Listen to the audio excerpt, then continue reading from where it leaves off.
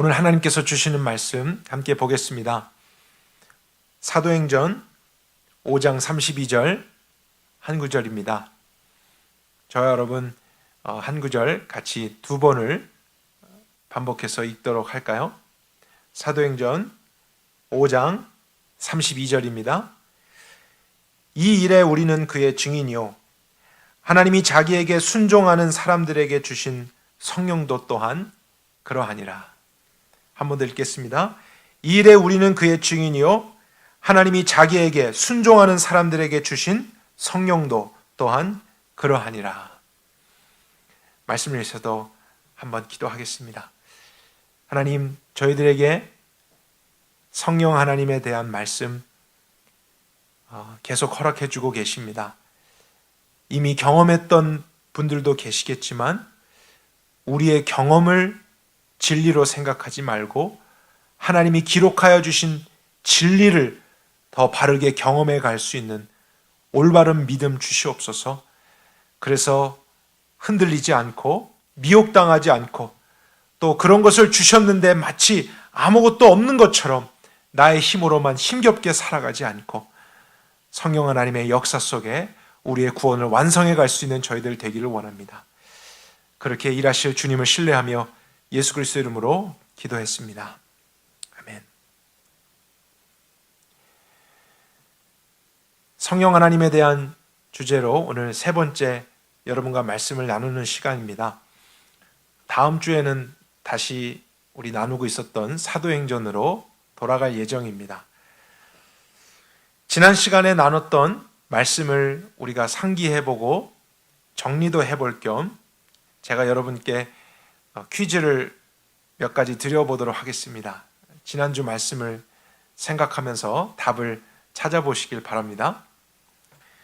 첫 번째, 성령 하나님께서 우리의 구원을 완성하시기 위해서 여러 사역들을 하시지만 그분이 행하시는 가장 주된 사역은 무엇일까요? 첫 번째, 질병을 고치는 일.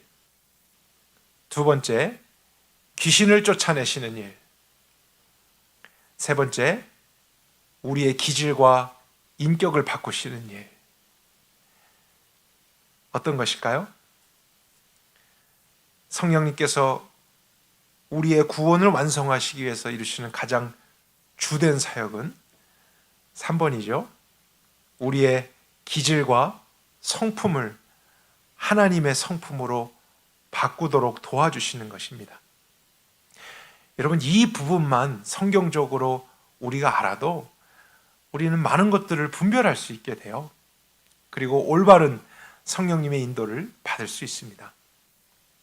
성령 하나님은 우리가 여전히 육체를 입고 있기 때문에 이 육체에 익숙한 본성과 기질을 따라서 살지 않고 그분이 새롭게 주시고자 하는 또 일으키시는 하나님의 거룩한 본성, 그분의 성품을 따라서 살게 하심으로써 결국에는 하나님의 뜻을 이룰 수 있도록 도와주십니다.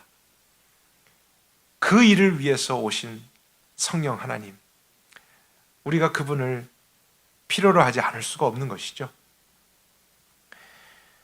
고린도후서 12장 12절 같은 경우에 보게 되면요, 사도의 표가 된 것은 내가 너희 가운데서 모든 참음과 표적과 기사와 능력을 행한 것이라 라고 되어 있습니다.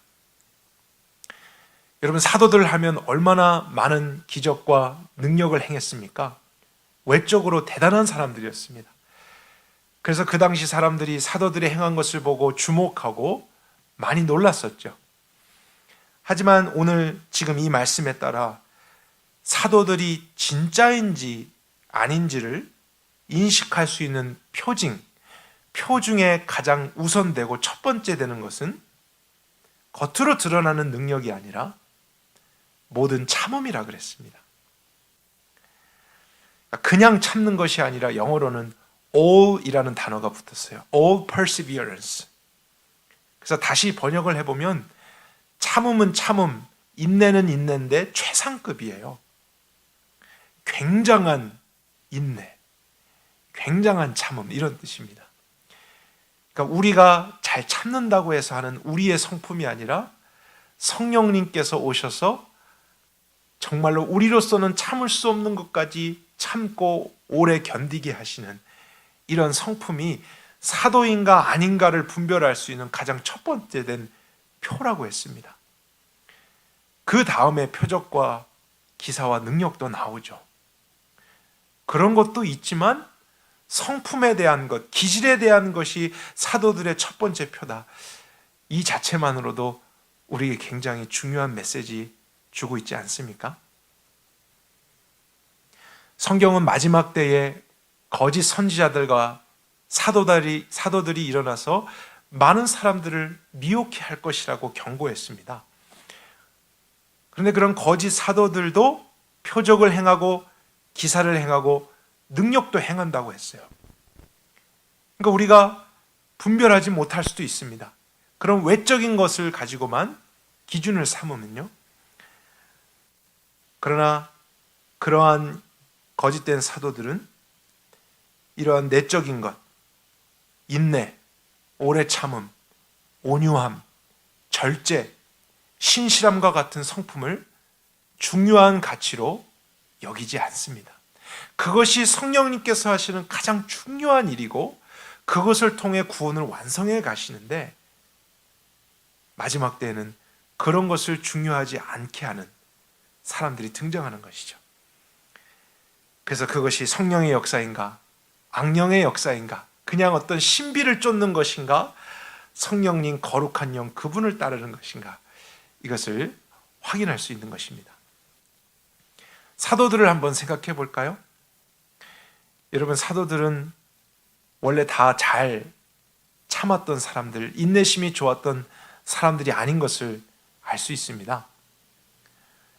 베드로를 먼저 생각해 봐도 우리는 그가 어떤 사람이었는지 기억이 나잖아요. 그는 다혈질 중에서도 다혈질인 사람이었습니다. 제가 혈액형을 다 믿는 것은 아니지만 정말 B형 중에서도 B형 이런 성격의 유형의 사람이었어요. 그런 기질이 있습니다. 늘 정말 행동이 먼저 나가고 다른 사람보다 먼저 무엇을 하려고 하고 나서고 금방 뜨거워졌다, 금방 차가워지는 이런 기질의 사람이었죠. 오래 참지 못했습니다. 그것과는 거리가 먼 사람이었죠. 하지만 예수님을 믿고 또 성령님의 내주하심을 경험하게 된 후 성령의 충만함을 입었던 베드로에게 나타난 가장 큰 변화는 능력 행하는 거 아니었습니다. 그는 성령님 오시기 전에도 병을 고칠 수 있었고 또 많은 특별한 일을 할 수 있었습니다. 하지만 그 이후에 베드로에게 나타난 가장 큰 변화는 그가 자신을 반대하는 유대인들을 만나든지 아니면 감옥에 갇히든지 어떠한 억울한 일을 당해도 오래 참는 사람이 된 것입니다. 정말 자신으로는 이룰 수 없는 인내, 그것을 신실하게 지켜내는 것, 그런 신적인 성품을 성령님에 의해서 도움받게 됐을 때 상황과 환경이 어떠하든지 그는 하나님의 뜻을 끝까지 수행하는 사도가 되었던 것입니다. 하나님께서는 오늘도 우리 안에 그런 내적인 일을 가장 중요하게 하신다는 것 우리가 꼭 기억할 필요가 있죠. 두 번째 퀴즈를 내겠습니다. 지난주 말씀을 잘 생각해 보십시오. 은사에 대해서 여러분과 이야기를 나눴는데 은사는 성령님께서 하나님의 일을 이루기 위해 주신 선물이라고 했습니다. 영어로 gift라고 했죠. 그렇다면 이제 퀴즈입니다. 성령님 그분 자신이 중요할까요? 아니면 성령님의 선물, 은사가 더 중요할까요? 성령님이 중요한 것이겠습니까? 아니면 그분이 주시는 선물인 은사가 더 중요한 것이겠습니까? 정답은 성령님이겠죠? 왜냐하면 성령님의 은사는 사람들마다 다 다를 수 있고 그분과 함께하는 인생으로 산다면 그분은 언제든지 더 많은 은사도 주실 수 있습니다. 성령님의 선물보다 더 중요한 것, 당연한 것입니다. 그리고 우리는 이런 원리를 일상적으로도 경험하면서 살고 있죠. 하나의 예를 들어보면은 어떤 아버지가 아들을 위해서 선물을 샀습니다. 그리고 이제 선물을 들고 집에 들어가게 됐을 때 아들이 기뻐하면서 이제 문 밖에 나왔습니다. 그런데 그가 아버지에 대해서는 반가워하거나 기뻐하기보다는 아버지가 들고 있는 선물에만 관심을 갖고 재빨리 그 선물만을 가지고 다시 방 안으로 들어가게 됐다. 그러면 그 아빠는 아들에게 뭐라고 이야기할까요? 아마 100명의 사람이면 100명 다 너는 아빠에게는 별로 관심이 없고 아빠보다 선물을 더 좋아하는구나, 이렇게 말하지 않겠습니까? 아빠가 선물을 주는 이유, 그것은 그 선물을 통해 아들과 더 가깝고 깊고 또한 충만한 교제를 앞으로 할 수 있기 위해서입니다. 그래서 아들을 아빠는 기쁘게 하려고 했던 것이죠. 그리고 아들도 그런 아빠의 마음을 안다면 선물과 함께 그 선물을 주신 분을 더 기뻐하고 더 사랑하고 더 좋아한다면 앞으로의 그의 삶의 평안은 보장된 것입니다. 그 아빠의 모든 것이 그의 것이 됩니다. 그런데 자녀가 아빠에게는 관심 없고 아빠가 주는 선물, 아빠 오늘은 무슨 선물 사왔어요? 내일은 무슨 선물 주실까요? 옆집에는 그런 선물 받았던데 나도 그거 줘야지 왜 이것밖에 안 주세요? 하면서 선물 이렇게 하는 것은 잘못된 것이죠. 근데 오늘날 성령님에 대해서 우리가 그러고 있다는 것을 깨달아야 됩니다. 성령님의 은사보다, 선물보다 성령님 그분 자신이 더 중요한 것인데 많은 사람들은 성령님의 선물, 은사를 더 관심 있게 보잖아요. 그래서 은사에 대해서 목말라 하고 은사를 경쟁하듯이 다루고 있는 것, 이것이 바로 은사주의죠. 그러나 그것을 주신 이유는 그것을 주신 분을 더 바르게 알고 그분이 인도하는 삶을 살며 그 하나님과 함께 구원을 완성해 가는 것, 이것이 성령님이 오신 목적이니까요. 그분을 더 사랑하고 그분에게 관심을 갖는 것 당연한 것 아니겠습니까? 우리가 더 이렇게 말씀을 구체적으로 배워가면서 우리의 삶에 잘못된 습관이나 또 관점이 있었다면 성경적으로 다시 고쳐가고 결국엔 우리 모두가 성령님 그분 자신께 우리를 맡겨서 그분이 우리를 이끄시는 대로 함께 순종하며 나아가는 올바른 신앙생활이 될 수 있기를 바랍니다. 성령님에 대해서 무관심했고 그냥 말씀 중심의 신앙생활, 예수님과 복음만 알면 된다, 이러한 말들도 이제 우리 가운데 사라질 수 있기를 바랍니다. 바로 그 말씀 안에 나타나신 성령 하나님의 역사와 그분의 역할, 우리가 더 충분하게 경험할 수 있기를 바랍니다. 이제 지금부터는 새로운 내용입니다. 오늘은 여러분과 조금 더 실질적인 부분을 나누려고 하는데요. 지금까지 성령님의 역할과 중요성에 대해서 나누었었죠. 그러면 이제 그 성령님을 따라서 실질적으로 살아가는 삶이 무엇인가? 어떻게 하면 성령님을 쫓아 살아가는 것인가? 이런 것에 대한 말씀을 저희들이 살펴보려고 합니다. 어쩌면 이것이 저희들에게 더 중요할 수도 있죠. 성령님은 단순히 교리가 아닙니다. 그런 것이 있다더라 하는 역사가 아니고 어떤 느낌이 아니라 오늘을 살아가는 그리스도인들에게 반드시 필요한 분이십니다. 오늘도 역사하시고 우리 안에 살아계신 분이기 때문에 그분을 아는 것으로만 그쳐서는 안 되고 경험하는 것이 필요합니다. 그분과 함께 살아가는 것이 필요합니다.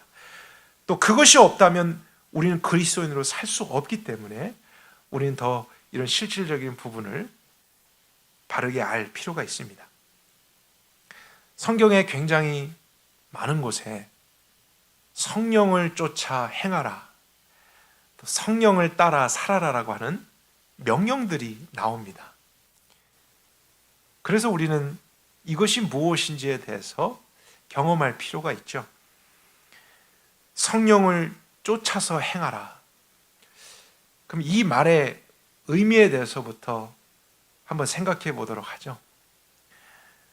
성령을 쫓아서 행한다라고 했을 때 이제 이런 그림이 그려지는 것 아니겠습니까? 성령님이 움직이십니다. 어디론가 가십니다. 그러면 우리가 그분의 가시는 것을 보고 따라간다, 뒤쫓아간다. 그럴 때에 어떤 것을 경험하게 된다라는 하나님의 약속이 있는 것입니다. 그러니까 성령님은 그분의 역사를 이루십니다. 근데 우리가 가만히 앉아 있고 누워 있는데 그분이 우리의 손을 들어서 움직이시고 우리의 모든 것을 그분의 뜻대로 움직이셔서 가만히 있는데 그분의 역사를 경험하게 되는 것이 아니라는 사실이에요. 그분이 나가실 때, 그분이 움직이실 때 쫓아 행하라. 그것을 행하는 것은 나입니다. 그것을 보고 그분을 따라가는 것은 내가 돼야 되는 것이죠. 누가 대신 해줄 수 있는 게 아닙니다. 믿는 자의 몫이 있습니다. 내가 그분이 가는 곳으로 믿음으로 동참하는 것, 그럴 때에 하나님의 약속을 경험하게 되는 신비가 있다. 우리가 먼저 그러한 생각을 해볼 수 있습니다. 그런데 이제 성령님을 쫓아간다. 영어로는 walk after the Spirit이라고 했습니다. 근데 이 개념을 논리적으로, 이성적으로 이해하는 것이 참 어렵죠. 왜냐하면 스피릿이라고 하는 것, 성령님이 눈에 보이는 존재가 아니기 때문에요. 눈에 보이지도 않는 분을 어떻게 우리가 따라갑니까? 어떻게 쫓아가겠어요? 우리가 만질 수 없는 것인데 어떻게 그것을 따라서 행할 수 있겠습니까? 그래서 이런 개념이 우리 육체를 입고 있는 저희들에게는 어려운 부분입니다. 그래서 성경을 차근히 보게 되면은 하나님께서 성령을 쫓아 행한다고 하는 것을 어떤 공식화하지 않으신 것을 보게 돼요. 그래서 많은 경우에 제자들이 성령을 쫓아 행하였더라, 제자들이 성령을 따라 이렇게 움직였더라, 이 정도로만 되어 있습니다. 구체화되어 있지 않아요. 공식화되어 있지 않아요. 그들이 그렇게 따라갈 때 무엇을 봤는지, 뭘 들었는지, 어떻게 했는지 이런 내용들이 잘 나와 있지 않기 때문에 우리가 how를 생각할 때 어려움이 있을 수 있습니다. 하지만 그렇다고 해서 주관적으로 그것을 경험하려고 한다든지 내 마음대로 성령을 쫓아 행하려고 하는 것을 조심해야겠죠. 그럴수록 그 부분에 대해서 성경이 조명해 준 것을 더 발견해 가려고 하고 그 원리에 따라서 어떻게든지 성경적으로 올바른 성령의 인도를 받는 삶을 살아야겠다. 이런 마음이 있다면 분명 주님께서 우리의 필요한 만큼 보여주시고 그것을 경험하게 하실 거라 생각합니다. 그래서 최대한 성경의 근거에서 성령을 쫓아 행하는 삶이 무엇인지를 생각해 보도록 하겠습니다. 먼저는 성령님이라고 하는, 성령이라고 하는 단어를 생각해 보기를 원해요. 그 단어가 히브리어는 루하라는 단어이고요, 헬라어로는 푸뉴마라고 하는 단어입니다. 그런데 이 성령님을 뜻하는 원어엔 크게 두 가지의 뜻이 있습니다. 첫째는 일반적으로 우리가 잘 아는 바람, 윈드라고 하는 뜻이 있어요. 아니면 후 부는 숨결이라고 하는 뜻이 있습니다.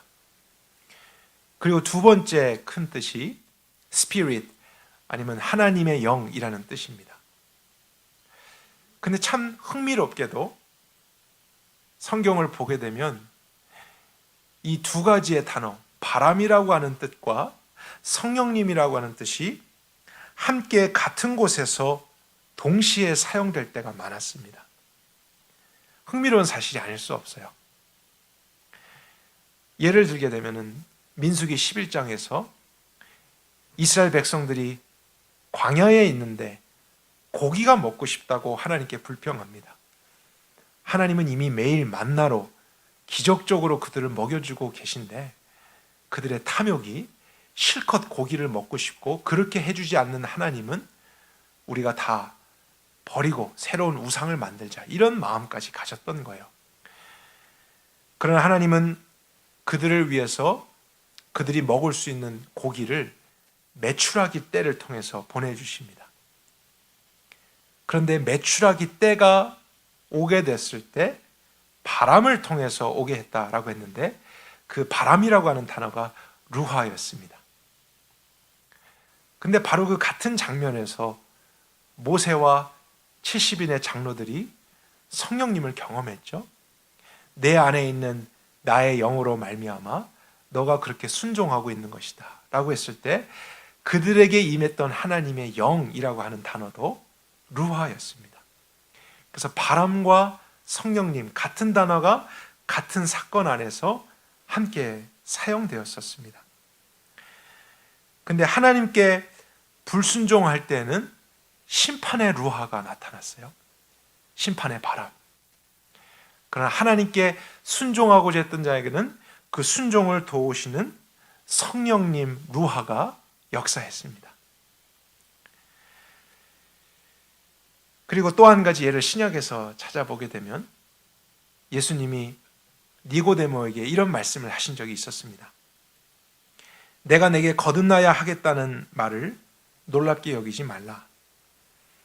바람이 임의로 불 때 내가 그 소리는 들어도 어디로 와서 어디로 가는지 알지 못하나니 성령으로 난 사람은 다 그러하니라. 니고데모에 대해서 하나님이 진리를 깨닫게 하실 때도 바람이라는 것과 성령님이라는 것을 함께 말씀하셨는데, 한글로는 다른 단어지만 원어로는 푸뉴마, 똑같은 단어입니다.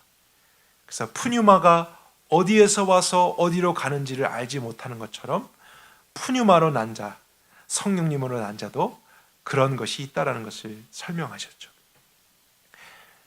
그래서 성경에 이런 내용을 보게 된다면 성령님과 바람이라고 하는 것이 어떤 공통적인 특징이 있다는 것을 우리가 안전하게 생각해 볼 수 있습니다. 우리의 체험적으로 그 두 가지를 비교해서 생각해 보는 게 아니라 성경 자체가 성령 하나님을 바람과 함께 사용하고 비교해 주고 있기 때문에 성령님의 역사에 어떤 바람과 같은 특징이 있을 수 있다는 것을 우리가 깨달을 수 있다는 사실이죠. 그래서 성령을 쫓아 행한다라고 했을 때 성령님이 바람과 같으시다. 그래서 바람을 쫓아서 행하는 것과 어떤 비슷한 유사점이 있을 것이다라는 것을 우리가 생각해 볼 수 있는 것입니다. 그래서 성령님을 쫓는다는 것을 막연하게 눈을 감고 어떤 신비한 것을 보고 어떤 신비한 것을 들으려고 하는 것으로 생각해서는 안 된다는 거예요. 더 성경적인 의미 안에서 우리가 안전하게 말씀하신 어떤 내용들을 생각해야 할 것입니다. 바람을 쫓아갈 때 눈을 감고 막연하게 생각하는 사람 없잖아요. 우리가 한번 항해를 하는 사람에 대해서 생각을 해보겠습니다. 항해를 하기 위해서 항해사는 오히려 눈을 크게 뜹니다. 그리고 배를 띄운 후에 바람을 찾아야죠. 왜냐하면 바람에 의해서 배가 움직이기 때문에 바람의 방향을 알아야 됩니다. 오히려 더 정신을 차리고 그 바람이 어디로 부는지, 얼만큼 부는지에 따라서 배에 돛을 피우는 것이죠. 그 방향을 따라서 돛을 폈다 접었다 하는 가운데 그가 바람의 힘을 받아서 움직일 수 있는 것처럼 성령님을 쫓아 행하는 삶도 이러한 원리가 있을 수 있겠다는 것을 우리가 생각해 보는 것입니다. 막연한 것보다는 더 구체적이잖아요. 그리고 성경적입니다. 성령님께서 바람과 같이 일하신다, 바람과 같이 역사하신다, 분명히 어떠한 방향이 있다라는 것을 생각하는 것입니다. 그리고 그분이 일하시는 크기가 있습니다. 그래서 우리는 그것을 보기 위해서 오히려 더 정신을 차리고 확인해야 됩니다. 성령님이 지금 어떠한 방향으로 역사하시는가, 어떻게 일하시는가, 그것을 확인해서 쫓아 행한다는 것은 그쪽을 향해 우리의 믿음의 돛을 펴는 것이죠. 아무데나 우리가 하는 것이 아니라 그분이 역사하시는 것을 보고 그 방향을 향해서 돛을 펴게 되면 우리의 힘으로 도달할 수 없는 곳까지 성령님의 도우심을 받아 갈 수 있는 것입니다. 이것이 그리스도인의 삶의 원리라는 거예요. 이것이 하나님의 구원을 완성하는 원리입니다.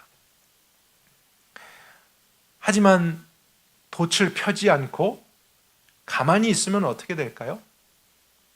바람이 아무리 불어도 배만 조금 아래 위로 들썩거릴 뿐 움직이지 않을 거예요. 그렇게 해서 나아갈 수 없습니다. 마찬가지로 성령님의 강력한 역사와 그분의 인도하심이 이곳에 있는데 우리가 아무것도 하지 않고 그분이 다 해주시기를 바라며 가만히 있는다면 그러한 삶에는 아무런 역사가 일어나지 않습니다. 성령님을 쫓아 행해야 되는 나의 책임, 나의 목, 최소한으로 그 돛을 펴는 우리의 행함이 있어야 한다는 사실입니다.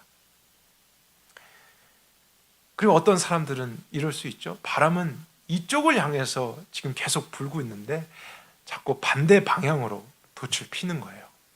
그러면 어렵습니다. 아니면 바람의 도움 없이 자기가 다 목적지를 정해놓고 그곳을 향해서만 가려고 노를 젓는 사람들이 있을 수 있죠. 노를 저어서도 배가 움직일 수 있지 않습니까? 그래서 힘을 다해서 노를 저어서 1시간, 2시간 바다를 향해 갑니다. 하지만 그 사람의 한계는 1시간, 2시간 체력이 닿을 때까지 밖에는 안 되는 것이죠. 태평양을 내가 열심히 노를 저어서 건널 수는 없는 것입니다. 근데 우리의 신앙생활도 마찬가지라는 거예요. 어떤 사람들은 성령님의 바람과 같은 역사를 따라서 우리가 태평양도 건너게 되는 그런 신비로운 삶이 있음에도 불구하고 그것을 알지 못해 스스로의 힘으로 열심히 노를 저어서 바다를 헤쳐나가려고 하는 사람들이 있을 수 있다는 거예요. 그래서 하나님을 위해서 내가 가진 재능으로, 나의 힘으로, 나의 경험으로 열심히 완성해 보려고 하는데 1시간, 2시간은 잘 하죠. 근데 그 후에는 번아웃 되는 것입니다. 피곤해지는 거예요. 그리고 나서 그리스도의 삶은 어렵다, 이렇게 사는 것은 불가능하다 하면서 자책감과 또 여러 가지 상실된 마음을 갖게 되고, 아니면 열심히 노를 스스로 저으면서 하나님께 구하는 것은 하나님, 내가 끝까지 이 노를 저을 수 있도록 체력을 더해 주십시오. 이제 그렇게 기도하면서 자기의 힘과 열심으로만 살아가려고 하는 그리스도인들이 얼마나 많습니까? 혹시 여러분도 그러고 계시지는 않습니까? 그리스도인을 사는 게 너무 힘만 들지 않으세요? 너무 괴로움뿐만 있지 않습니까? 성령님을 따라서 행하지 않으면 그렇습니다. 진심이라 할지라도 그렇습니다.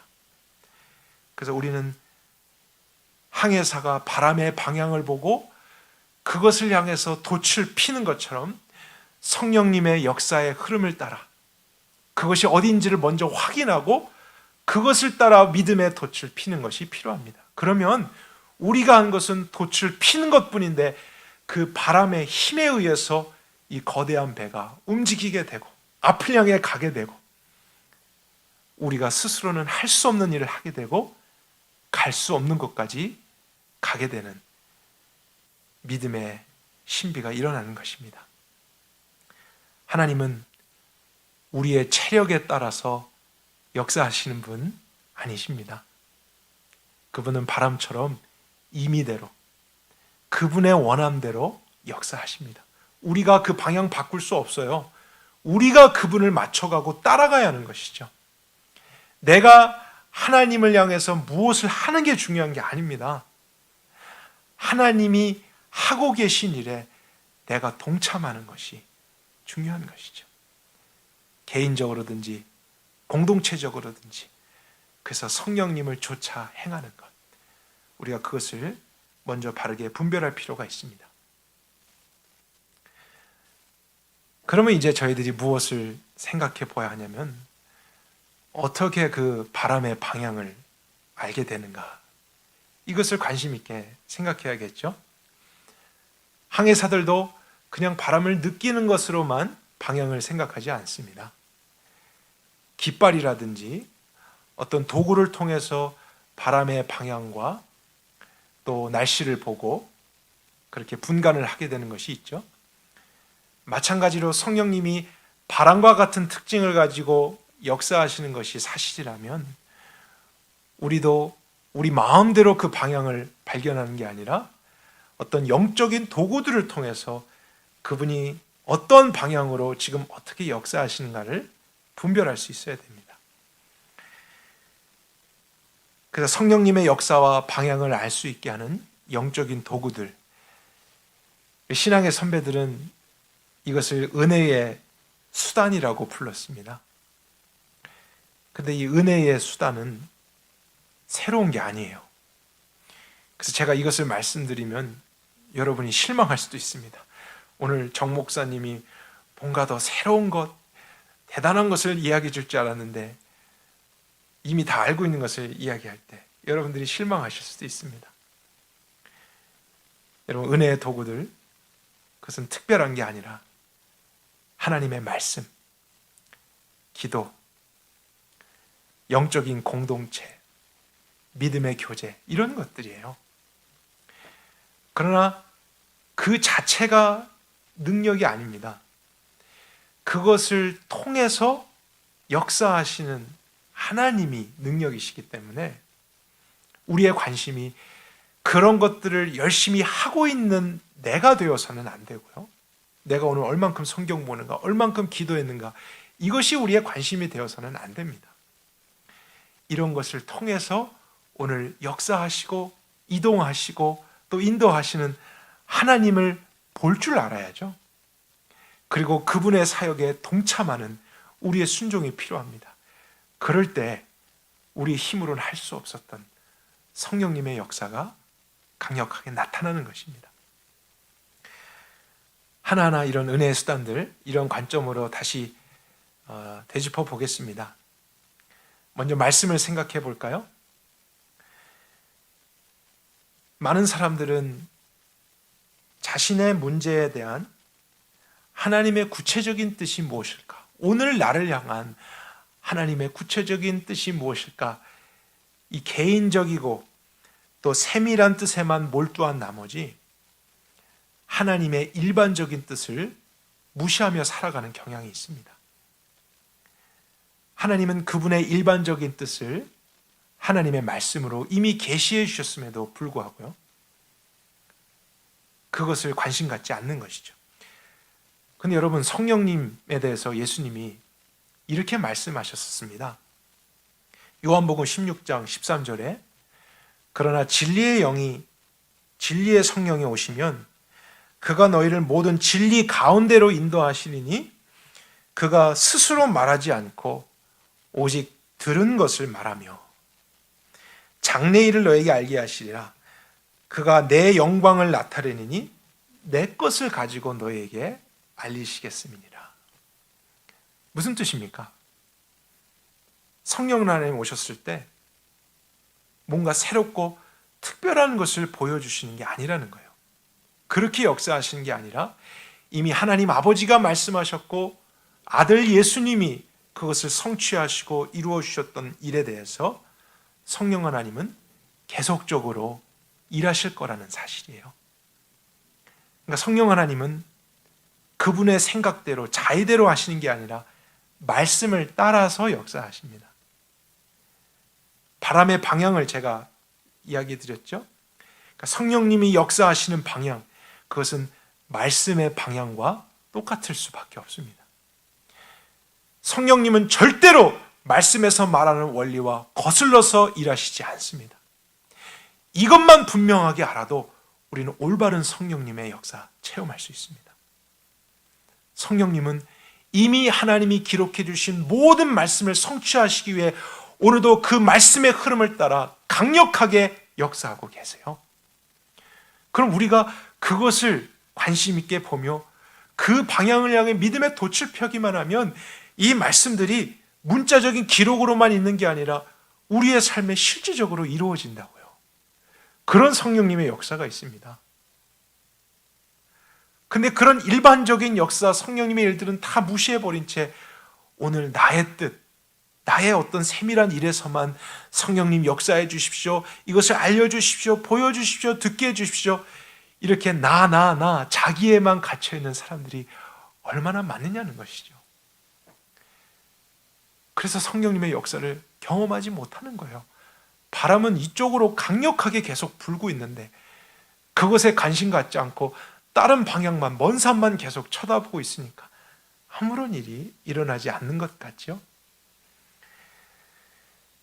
하나님은 말씀을 통해 믿는 자들의 삶의 영적인 변화가 무엇인지에 대한 그런 도덕적인 명령들을 기록해 주셨습니다. 그것을 행하라고 말씀하셨고 하지 말라라고 말씀을 주셨죠. 그리고 우린 여전히 세상 안에 살고 있잖아요. 하지만 하나님의 나라입니다. 하나님의 것입니다. 그래서 세상 사람들과 다른 가치관을 가지게 됩니다. 하나님은 말씀의 전반적인 내용을 통해 그 하나님 나라의 다른 가치관이 무엇인지를 이미 말씀해 주셨어요. 그리고 성령님은 그것을 돕기 위해서 오늘도 강력하게 그 방향으로 역사하고 계십니다. 우리가 그런 것에 따라서 우리 자신을 드리기만 하면 그분이 도와주시고 이룰 수 있도록 해주신다고요. 이미 여러분 마음속에 무엇을 해야 될지 말씀을 주지 않으셨습니까? 일반적인 말씀들 여러 번 반복해서 이미 주셨잖아요. 오늘도 생각나잖아요. 아내에게 여러분이 어떻게 해야 되는지, 어떻게 말해야 되는지, 남편에게 이럴 때에도 어떻게 말하고 어떻게 생각해야 되는지, 여러분의 자녀들을 이 세상 안에 있지만 어떻게 양육해야 되는지, 왜 그래야 되는지 하나님이 이미 많은 말씀들을 주셨잖아요. 그것이 우리 생각에 있지 않습니까? 여러분, 성령님은 지금 그 방향으로 강력하게 역사하신다고요. 그것을 돕기 위해 하나님이 우리 안에서 역사하십니다. 근데 그것에 대해서 무시해버리면 우리는 아무것도 경험하지 못합니다. 세상의 흐름과 세상의 바람을 따라서 우리가 불순종의 길로 가면은 우리는 또 다른 루하를 만날지도 모릅니다. 혹시 여러분에게 불편하고 깨어진 관계는 없습니까? 여러분의 근심과 걱정에 대한 많은 내용들이 있지 않습니까? 하나님이 이미 말씀을 통해 무엇을 어떻게 해야 될지, 왜 해야 될지 알려주셨잖아요. 계속 생각나지 않으세요? 계속 그것이 여러분의 마음을 요동치지 않습니까? 그 말씀에 대한 순종, 그것이 믿음의 돛을 펴는 것입니다. 그럴 때 우리로서는 정말 기대할 수 없었던 놀라운 하나님의 영광과 그분의 도우심이 나타나게 되어 있습니다. 그분의 은사가 나타납니다. 성령님은 그렇게 일하신다는 것을 우리가 깨달아야 됩니다. 요나라고 하는 구약의 한 선지자가 있었습니다. 어느 날 하나님이 그에게 말씀을 주셨어요. 니느웨라고 하는 백성들에게 가서 심판할 것이라는 메시지를 전해라. 이것이 하나님의 뜻이었습니다. 그런데 요나는 그 당시 니느웨 사람들이 너무나 잔인하고 극악무도했기 때문에, 죄악 속에 살았기 때문에 그들을 만나기도 싫었고 그들에게 하나님 말씀 전하기도 더더욱 싫었습니다. 그래서 하나님의 말씀은 알았지만 불순종했어요. 그래서 니느웨로 가지 않고 다른 곳을 가려다가 우연히 발견한 다시스로 가는 배를 타게 됐습니다. 근데 여러분, 그 배를 타고 가고 있는데 어떤 일이 일어났죠? 배가 잘 갔습니까? 갑자기 마른 하늘에 풍랑이 일면서 그 배가 출렁이기 시작했죠. 근데 여러분, 그때 그 배를 출렁이게 했던 하나님이 보내신 바람, 요나에 나타나는 그 바람도 루하라고 되어 있습니다. 불순종하는 자에게도 그런 루하가 나타나서 결국엔 그들을 심판하게 되는 일도 있을 수 있음을 우리가 생각해 보죠. 하지만 그런 위기 때에 요나가 마음을 끝까지 단단하게 하지 않고 회개하죠. 자신의 죄를 고백하고 결국에는 물속에 던져졌지만 하나님의 은혜로 다시 기회 주십니다. 그리고 나서 이제 요나는 자기의 생각 버리고 하나님이 말씀하신 대로 니느웨에 찾아갑니다. 근데 성경에 보게 되면요, 니느웨 성은 그 크기가 사람이 걸었을 때 한 3일 길 정도 된다라고 되어 있어요. 굉장히 큰 규모의 도시였습니다. 그런데 그 정보 바로 뒤에 어떤 구절이 있냐면 요나가 하루 길만 걸어서 말씀을 전했다라고 되어 있습니다. 그 의미가 무엇이냐면 요나가 니느웨 성 이곳저곳을 자세하게 돌아다니면서 하나님 말씀을 잘 전한 것은 아니었다는 것입니다. 하나님의 말씀에 순종했습니다. 하지만 하루길 그냥 빠른 걸음으로 걸으면서 이 성을 하나님이 심판하려고 하신다, 너희들의 죄악을 심판하려고 하신다, 이렇게 간단하게만 하나님의 뜻을 전했던 거였어요. 그런데 놀라운 사실은 3일길 되는 그 큰 도시가 하루만 전했던 요나의 메시지를 듣고도 회개하기 시작합니다. 니느웨의 왕에서부터 모든 백성들이 남녀노소 할 것 없이 베옷을 입고 심지어 짐승들까지 죄를 뒤집어 쓰고 여호와 앞에 죄를 고백합니다. 회개합니다. 그래서 하나님이 그 회개한 니느웨 사람들을 용서해 주셨다는 내용이 요나서에 있는 것이죠. 무엇을 여러분과 보고 싶으냐면 하나님의 말씀이 임했을 때 요나가 했던 것은 그것에 대한 단순한 순종이었어요. 자신의 육체와 감정은 싫어도 순종했습니다. 그랬는데 그가 했던 것은 그 방향으로 돛을 폈던 것뿐이죠. 근데 그 한 번의 순종, 그냥 간단하게 하루길 메시지를 전했던 것만을 통해서도 성령 하나님의 역사라고 저는 믿습니다. 그 하나님이 역사하사 사람들의 마음에 죄에 대한 책망을 주시고 회개의 마음을 주셔서 온 국민 전체가 회개하게 된 것, 요나가 복음을 너무 잘 전했기 때문이 아니었습니다. 하나님의 역사였습니다. 말씀을 통해서 일하신 성령 하나님의 회개케 하는 역사. 그래서 니느웨 사람들도 용서를 받았던 것이죠. 그래서 여러분, 성령을 쫓아 행한다는 것, 특별하고 신비하고 너무 오묘하게 생각하지 마세요. 하나님의 말씀을 따라간다는 것입니다.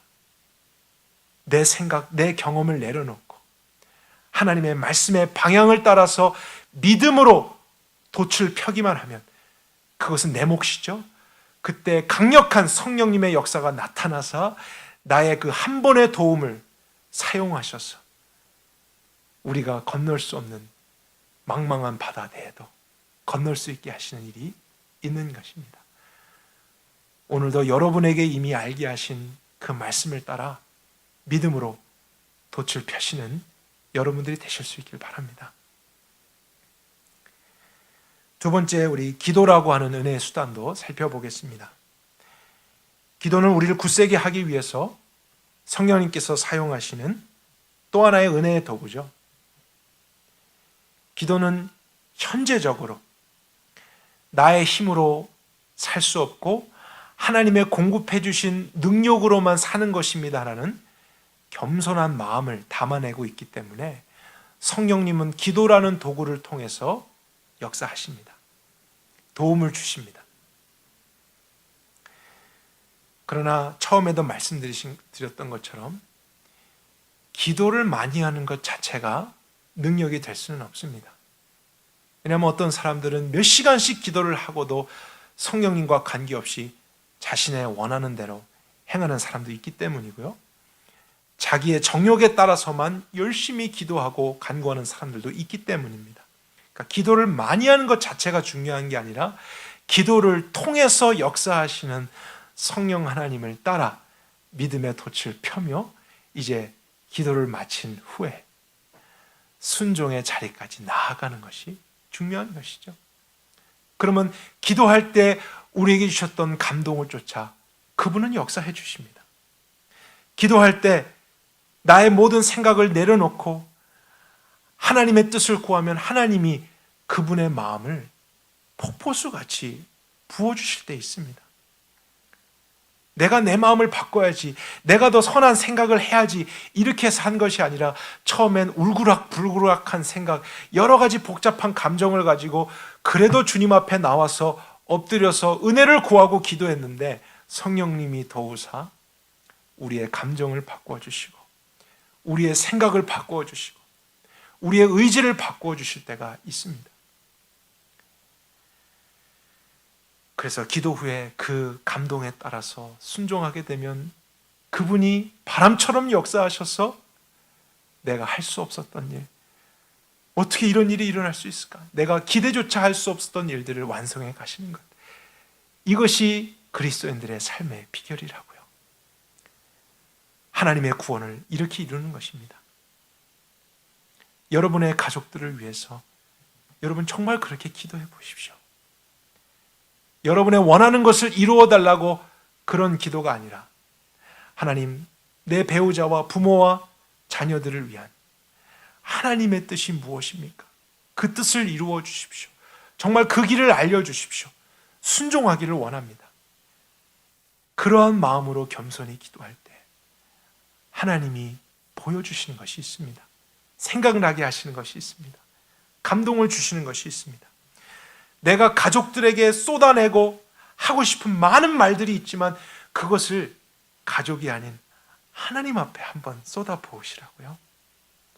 그럼 성령님이 그것을 도우사 그분을 향해 우리가 올바른 마음과 올바른 생각을 가질 수 있게 하시고 우리를 바꾸사 결국에는 가족들을 향한 하나님의 뜻을 이룰 수 있게도 도와주십니다.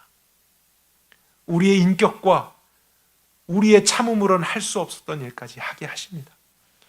교인들을 위해서도 그렇게 기대해 보십시오. 사회와 민족을 위해서도 그런 겸손한 마음으로 하나님의 은혜를 구해 보십시오.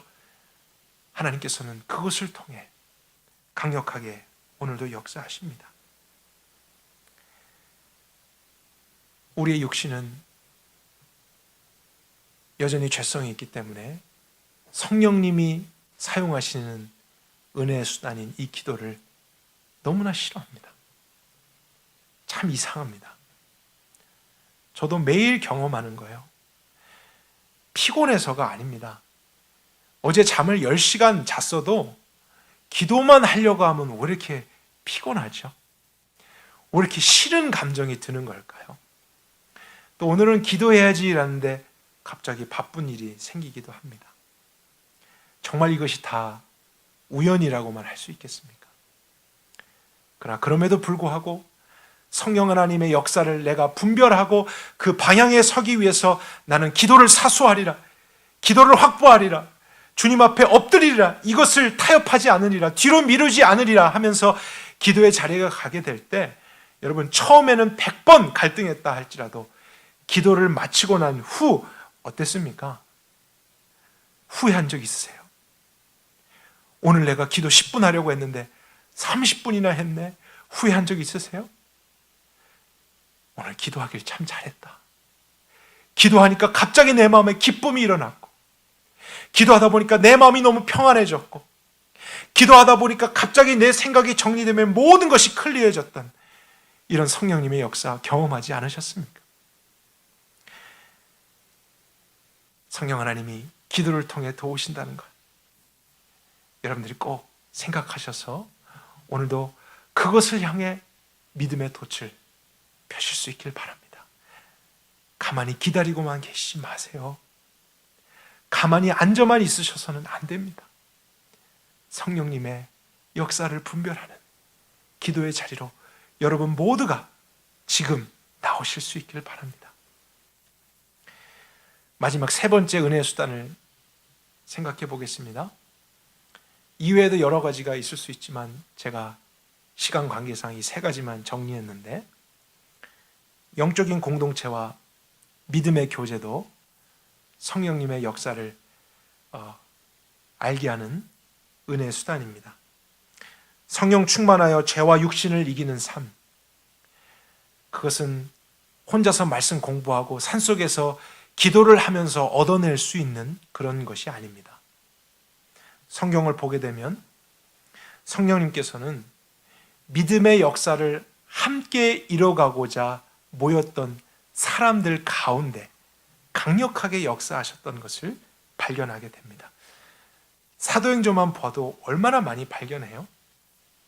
제자들과 심지어 여성들도 또 아이들도 함께 모여서 하나님의 은혜를 구하고 도우심을 구하고 기도하고 있을 때, 또 함께 모였을 때 그들 가운데 응답하시고 성령의 역사를 나타내 주신 것 우리가 많이 보고 있습니다.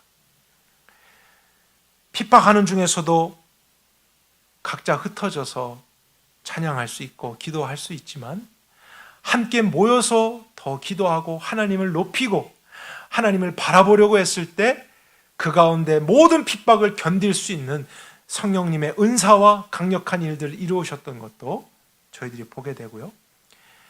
또 형제들이 서로 모여서 떡을 떼며 교제하고 믿음의 말들을 나누게 됐을 때 그들이 한 것은 어떤 사람의 권면과 말인 것 같지만 그들 안에서 성령님이 위로해 주시고 격려해 주사 그들을 하여금 다시 한번 일어날 수 있는 소망을 주시고 회복시켜 주시는 것, 이런 공동체를 통해서 역사하시는 성령님을 보게 됩니다. 믿음의 사람들과 영적인 교제를 할 때 하나님은 내가 내 마음대로 선택하지 않은 하나님의 말씀을 듣게 하실 때가 있습니다. 그러나 그것을 다 우연으로만 생각하지 말고 오늘 이곳에 왔더니 저 사람을 통해 또 이 모임을 통해서 주셨던 하나님, 그분의 뜻을 분별하며 그것을 마음에 우리가 품게 될 때 그 방향을 쫓아서 성령님의 역사가 있다는 것을 생각해 보게 되죠. 그리고 영적인 조언과 도전을 받게 될 때, 아니면 어떤 형제가 갑자기 회개하게 되고 또 자신이 경험했던 하나님에 대해서 간증하게 될 때 식어져 있던 내 마음속에 갑자기 뜨거움이 일어나고, 나도 이렇게 살아서는 안 되는데, 나도 이런 죄가 있는데 하는 성령님의 역사가 공동체 안에, 믿음의 교제 안에 나타날 때도 있다고요. 그래서 우리는 함께 모여서 신앙생활을 하는 것을 선택적으로 생각해서는 안 됩니다. 지금도 시대적인 문제 때문에 어쩔 수 없이 흩어져 있지만 우리는 더 그럴수록 모이기에 힘써야 되고, 그것을 통해 나타나시는 성령님을 보며 함께 믿음의 돛을 높이 펼 수 있어야 됩니다. 여러분, 저희 공동체 안에 참된 부흥이 일어나기를 소망하지 않으세요? 성령님의 어떤 역사가 있기를 갈망하지 않으십니까? 저는 정말 그런 소원이 있습니다. 근데 그런 것을 위한 다른 특별한 집회나 다른 방법이 필요한 것이 아니라고요. 이미 하나님이 공동체 안에 주신 말씀과 그분의 뜻을 우리가 같이 행하고자 하면은 그것을 통해 성령님의 역사는 놀랍게 나타나게 돼 있습니다. 저와 여러분에게 이 공동체를 통해 아브라함에 대한 말씀 주셨습니까? 그럼 우리가 해야 될 것은 그 말씀에 따라 나도 아브라함처럼 나의 모든 힘이 끝났음을 인정하고 무엇을 하든지 하나님의 은혜만을 갈망하고 그분만을 추구하리라. 여러분, 우리 모두가 그렇게 행동해야 하는 거예요. 우리 공동체가 그 방향으로 믿음의 돛을 펴기만 하면 부흥은 하나님이 주신다고요. 성령님이 역사하신다고요. 우리가 서로에 대해서도 더 관심을 갖고 우리를 모이게 하신 주님의 목적처럼 오히려 나를 들여서 양보하고 희생하고 더 서로를 사랑하라는 것을 우리가 한번 추구해 보십시오. 우리는 그것을 행했을 뿐인데 우리 안에서 진정한 성령님의 위로와 그분의 일으켜주심과 또 정말 돌같이 차가워진 내 마음을 깨트려 주시고 회복시켜 주시고 사랑을 했는데 오히려 더 많은 사랑을 받게 하시고 은혜를 베풀려고 했는데 더 많은 은혜를 받게 하시는 이 공동체를 통해 바람과 같이 역사하시는 성령님의 은혜가 우리를 일으켜 주실 때 우리는 거기에서 부흥을 경험하게 되는 줄 믿습니다.